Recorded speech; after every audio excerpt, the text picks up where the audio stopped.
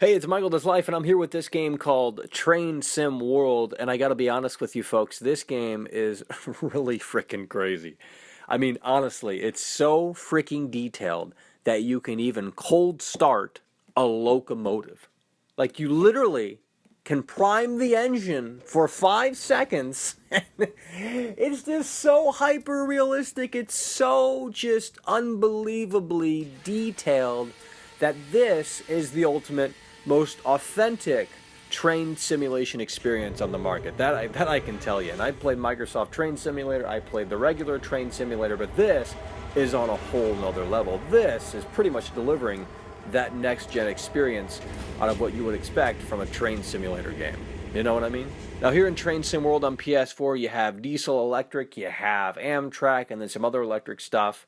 And there's a lot of variety. You have scenarios, you have a few tutorials to kind of partake in to kind of get you comfortable with some of these locomotives. And man, there's just a lot of stuff to do here in this game. And they even have a free play mode where you can kind of just pick a locomotive and just drive it until your heart's content. And I just love the fact how you can kind of roam around. You can even be a passenger if you want to. Like if you get bored of the, regular view, you can just be a passenger and kind of enjoy the view that way. There's so many options. There's so many ways to kind of experience this type of thing. And it really all comes together here in Train Sim World. Now, I will say the game isn't necessarily perfect, especially in terms of technical problems. I'd say this game is riddled with. Now, there's no game-breaking bugs or anything like that I found anyway.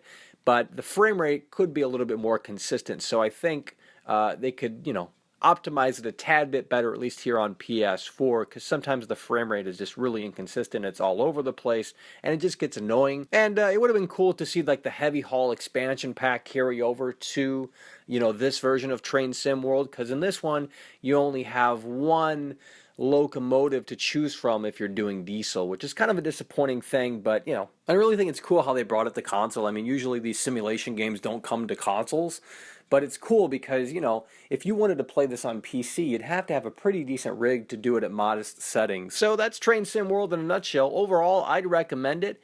Just know before going in that there's three categories for what you can experience here in Train Sim World. You have diesel electric, you have Amtrak, and then some other, electric stuff.